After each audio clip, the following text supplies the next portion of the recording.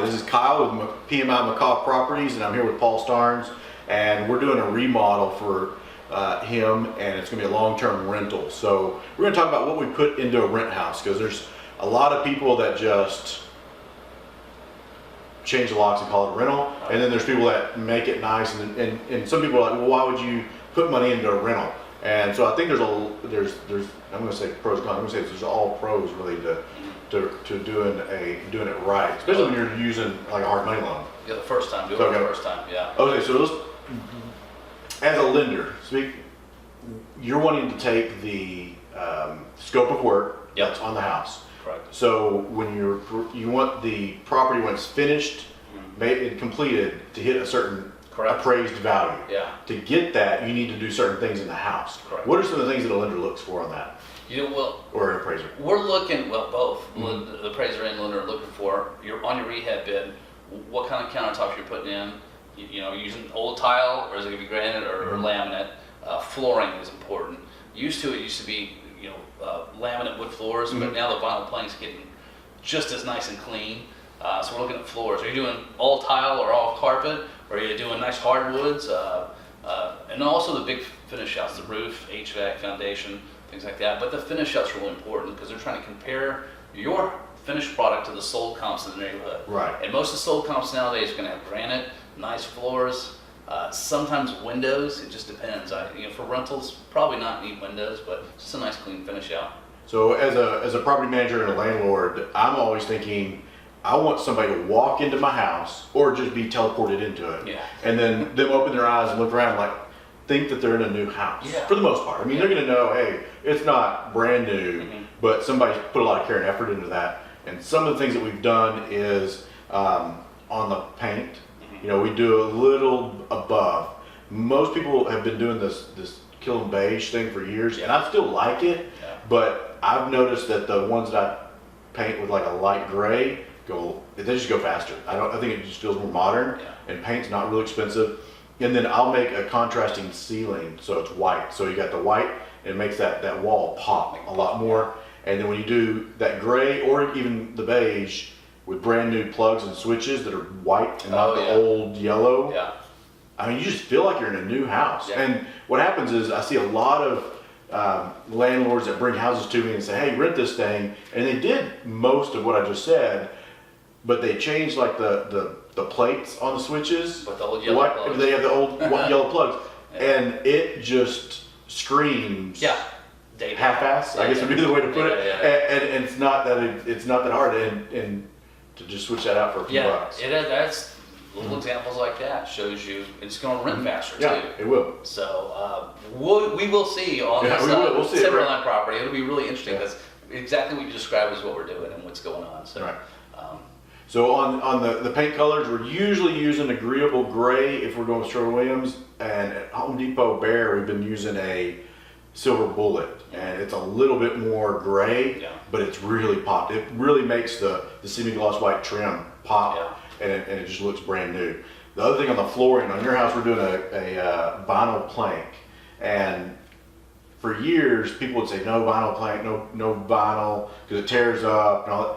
Well, what we've seen over the last few years is, like you mentioned in the past, people were using the laminate. Yeah. And what would happen is the tenant would get some Kool-Aid, it'd pour onto the ground, and then just let it sit there, and then that laminate would just puff up because it's paper. Yeah. And so then you ruined that section. But the problem is you can't replace that section. You have to replace the whole thing. Yes. So what we've learned with vinyl plank, it's gotten really good, is we use the vinyl plank, and you set it down. It looks, our floor that we're on right now is vinyl plank.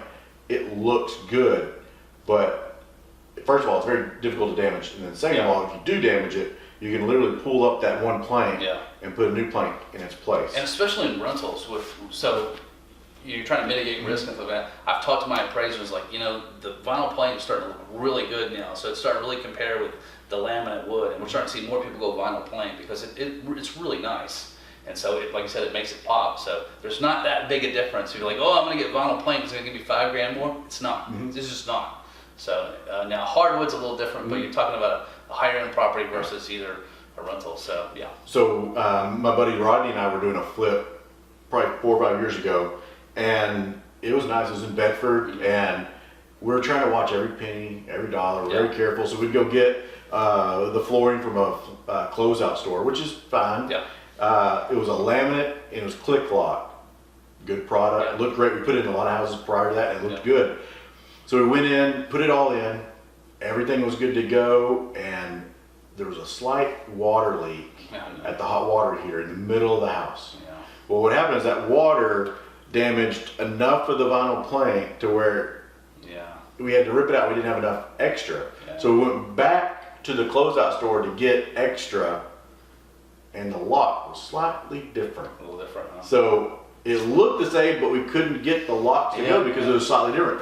And it was just, that was a big thing to switch vinyl plank, because if we were in the same scenario with vinyl plank, all we would have done is mop the floor and called it done, instead of spending another 4 days finding the planks and then putting it back down and everything. I always tell people to add a couple of boxes of vinyl plank, put in the attic. Yeah. Just because you're not allowed to. Because it'll happen, and you'll have it right there. So to answer people's question, what is vinyl plank? I don't know if you can move the camera a little bit, but the vinyl plank is more of a, you can say it's plastic, you can say it's rubber, I don't know. I'm It's not a chemist. indestructible. It's indestructible, but it has a texture and it looks like wood. You can print on it, and then they put a wear layer on top of it, kind of like it's better than wax, but so what happens is they can print whatever color.